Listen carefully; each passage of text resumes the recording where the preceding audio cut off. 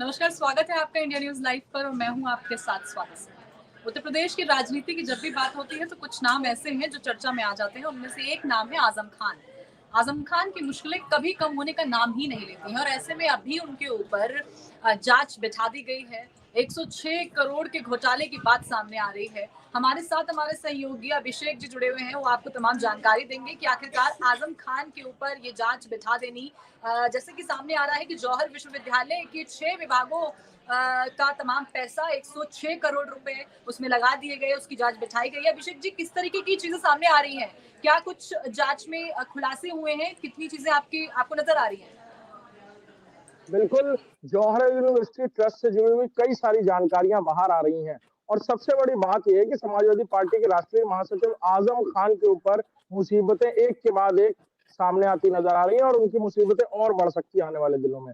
हाल ही में बिल्कुल। हमने देखा कि कैसे इनकम टैक्स का छापा पड़ा, उनके घर से 22 बैग भरकर दस्तावेज़ बरामद किए गए और जब इनकम टैक्स उन दस्तावेज़ों को खंगाल रही थी, तब ये जानकारी मिलती है कि असल में उन दस्तावेजों में वो दस्तावेज हैं जो सरकारी विभागों से दी हुई जौहर अली यूनिवर्सिटी को ट्रस्ट को दिए गए पैसे के कुछ रसीदें, कुछ डिमांड ड्राफ्ट्स और इसी से जुड़ी हुई कई सारी जानकारियां हैं। तब इनकम टैक्स के अधिकारियों के कान खड़े हुए, उन्होंने विभागों से ऑडिट मांगना शुरू किया, ट्रेजरी से ऑडिट मांगना शुरू किया और इन सारे दस्तावेजों को खंगालने की कवायद अब शुरू हो गई है। सूत्रों के मुताबिक जो जानकारी मिल रही है कि तत्कालीन सीएनडीएस और जल निगम जैसे महत्वपूर्ण विभागों को अपने पास रखने वाले आजम खान इन विभागों पर बाकायदा दबाव बनवाकर यहाँ से बाकायदा फंडिंग जौहर अली ट्रस्ट के लिए करवाते थे। 100 करोड़ रुपए से ज्यादा की funding on paper income tax को मिली है। आगे और विभागों से जांच शुरू हो गई है। साथ ही साथ उस वक्त जिस तरह का आजम खान का समाजवादी पार्टी में रसूख हुआ करता था, तो विधायकों ने भी झोली भर भर कर अपनी विधायक निधि इनको दी है और जिसमें कई सारे ऐसे भी विधायक हैं जो फिलहाल समाजवादी पार्टी का दामन छोड़कर बड़े भारतीय जनता इसमें पार्टी में विधायक बन अभिषेक चुके जी, हैं। इसमें बड़े नाम भी सामने आ सकते हैं। इस जांच में बड़े नाम भी सामने आ सकते हैं क्योंकि जिस तरीके से आजम खान के ऊपर जांच बिठाई गई है और अभी जांच चल रही है, ऐसे में कई करीबियों के नाम भी आजम खान के इसमें नजर आ रहे हैं, उनसे भी पूछताछ की जा रही है। बिल्कुल आने वाले वक्त में ये बिल्कुल साफ है कि आजम खान से जुड़े हुए कई सारे लोग और कई सारे अधिकारी, तकरीबन तकरीबन आईएएस प्रमुख सचिव लेवल के अधिकारी, चीफ सेक्रेटरी जो रह चुके थे उस वक्त, उनसे पूछताछ की जाएगी कि आखिर कैसे किसी ट्रस्ट के नाम पर विभागों ने अपनी तरफ से पैसा दिया है और जिन विभागों से लेना देना नहीं था, यानी सीएनडीएस, जल निगम, ये सब वो विभाग है जिनका इस तरह की ट्रस्ट या यूनिवर्सिटी से कोई डायरेक्टली लेना देना नहीं होता, तो आखिर कैसे उन्होंने जनता के उस टैक्स से लिए हुए पैसे को वहां पर दे दिया। और इसी तरह की और भी जानकारियां मिल रही हैं, कैसे विधायक निधि भी बड़े पैमाने पर उस वक्त समाजवादी पार्टी में जिस तरह का रसूख हुआ करता था आजम खान का, कई सारे विधायकों ने, एमएलसीज ने 25 से 30 लाख रुपए, 10 लाख रुपए, 15 लाख रुपए, इस तरह की मोटी रकम, जो कि अगर पूरे सम टोटल किया जाए तो करोड़ों रुपए वो रकम निकलेगी, जो इस तरह से आजम खान के कहने पर या फिर उनको खुश करने के लिए जौहर यूनिवर्सिटी ट्रस्ट में भेजे गए। बिल्कुल, बिल्कुल। जैसे कि अब देखा जाए कि 2012 से 2017 तक आज़म खान ने राज किया है। ऐसे में ये तो बड़े ऐसे मुद्दे हैं जो सामने आ गए हैं, लेकिन देखा जाए कि आज़म खान के ऊपर न जाने कितने मामले और कितनी जाँचें बैठाई गई हैं। इसमें उनका राजनीतिक करियर तो खत्म हो ही चुका है, लेकिन इसका कितना प्रभाव पार्टी पर भी पड़ सकता है क्योंकि समाजवादी पार्टी में आज़म खान थे और ऐसे में जाँच बिठा देना तो पार्टी का नाम खराब हो रहा है। बिल्कुल, ये साफ है कि समाजवादी पार्टी इस पूरे मामले को, जब उनके ऊपर ईडी ने prevention of money laundering act का 2019 में मुकदमा दर्ज किया था, 22.22 करोड़ रुपए जौहर अली ट्रस्ट में भेजे गए थे उस वक्त जब देश में नोटबंदी थी और इसको लेकर 2019 में बाकायदा prevention of money laundering act ED ने मुकदमा दर्ज किया। इसी मुकदमे के तहत ही इन्वेस्टिगेशन के दौरान इनकम टैक्स को ताकीद की गई कि कई सारे ऐसे लोग हैं जो आजम खान के करीबी थे, तकरीबन 6 से 7 लोग, जो उस वक्त जब वो मंत्री थे तो उनके घर आना जाना आजम खान से करीबियां मानी जाती थी। हो सकता है इनकम टैक्स पे बाकायदा टिप थी कि उनके पास दस्तावेज रखे गए हों या उनके नाम पर जमीन या प्रॉपर्टी खरीदी गई हो, लिहाजा उन सबके घरों पर बाकायदा छापेमारी 48 घंटे से ज्यादा तक चली। आजम खान के न सिर्फ करीबियों के पास से कई सारे दस्तावेज मिले, आजम खान के रामपुर के अपने निवास से ही 22 बैग भरकर इनकम टैक्स दस्तावेज लेकर आई थी। और जब उन दस्तावेजों को खंगाला गया है तो कई सारे सफेदपोशों का नाम सामने आ रहा है। अब ये जांच की आंच और किसको किसको घेरे में लेती है, ये आने वाले वक्त में बिल्कुल। देखना होगा। अभिषेक जी, एक एक एक चीज और भी है कि अगर हम देखें कि आजम खान अक्सर अपना दुख बयां करते हुए नजर आते हैं। वो जब भी जनता से रूबरू होते हैं वो हमेशा एक बात को सामने रखते हैं कि उन्हें टारगेट किया जा रहा है। उन्हें उनके ऊपर बकरी चोरी से लेकर ना जाने कितने मामले उनके ऊपर लगा दिए गए हैं, दर्ज करा दिए गए, उन्हें घेरा जा रहा है। तो इस पर क्या कुछ कहना है? क्या इस तरीके की जांच आजम खान पे बैठा देना, उनका नाम सामने आना, क्या ये राजनीति इस तरीके से आजम खान को फंसाने की और राजनीति से आउट करने की चली है, क्या है? बिल्कुल, आजम खान बहुत मंझे हुए राजनेता हैं, इस बात पे कोई दो राय नहीं है।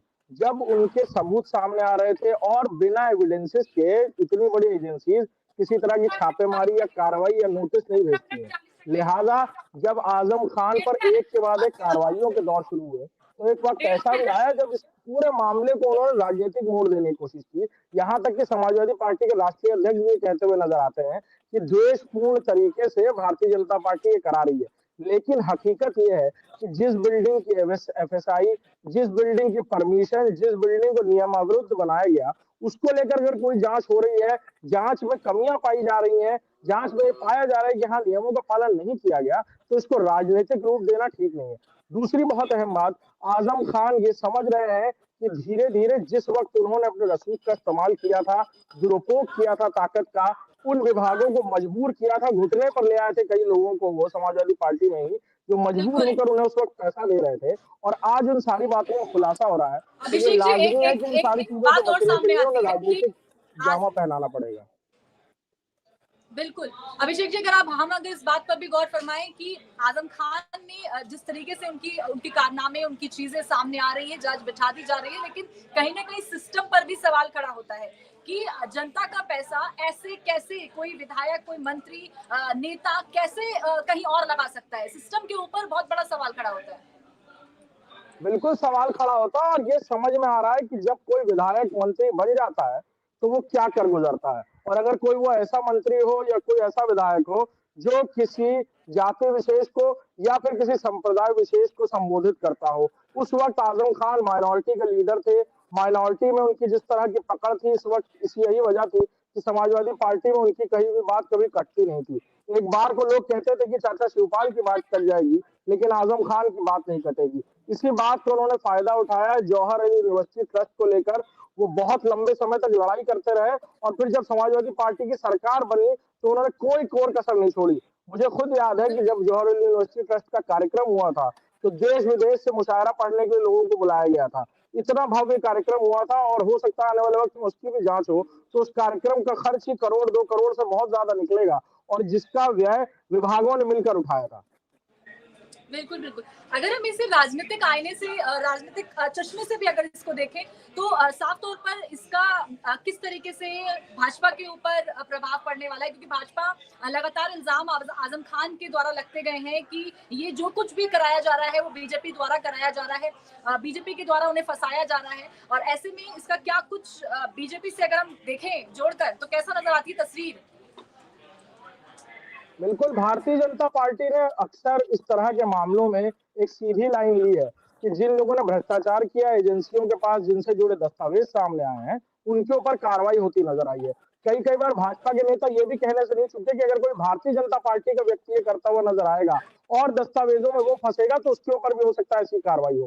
कई बार हमने नजीर देखी हुई कि भारतीय जनता पार्टी से जुड़े कई सारे लोगों के घर पर बुलडोजर चला, कई लोगों को जेल में भेजा गया, कई लोगों की गिरफ्तारियां हुई, कई लोगों को इनकम टैक्स ने घर पे उनके छापेमारी की और दिल्ली से लेकर लखनऊ तक इस तरह के कई सारे उदाहरण हैं जो हमने देखे हैं। लेकिन ये साफ है कि जब एजेंसी स्वच्छंद होकर काम करती हैं, इस तरह के बड़े लोगों के गिरबान तक हाथ जाता है, सबूत सामने आते हैं, तो एक बात ये जो आईने की तरह साफ साफ होती है कि कैसे जब ये लोग ताकत में होते हैं तब इनके लिए नियम, इनके लिए कानून कोई मायने नहीं रखते। जो ये चाहते हैं वो हो जाता है, वही कानून बन जाता है।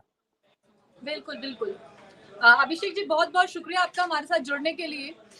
जैसे कि जनता को आपने बताया, दर्शकों को आपने बताया कि इस तरीके से आजम खान के ऊपर जांच बिठा दी गई है। ये लगभग 106 करोड़ का घोटाला सामने आ रहा है जौहर विश्वविद्यालय का, और ऐसे में देखना ये है कि वो किस तरीके से कितने नामी लोगों के नाम इसमें सामने आते हैं और आजम खान से जुड़े कितने लोग ऐसे हैं जो अब इस जांच के द्वारा सामने आ जाएंगे। आजम खान अक्सर रोते हुए दिखाई देते हैं, अक्सर जब भी संबोधित करते हैं जनता को तो वो हमेशा दिखाई देते हैं, नजर आते हैं कि किस तरीके से उनके ऊपर और उनकी कौम के ऊपर अत्याचार किया जा रहा है। ऐसे में इन घोटालों का सामने आना कई सवाल खड़े कर देता है और अब देखना ये है कि कितने खुलासे और होते हैं। अभी के लिए मेरे साथ बस इतना ही, देखते रहें इंडिया न्यूज़। धन्यवाद।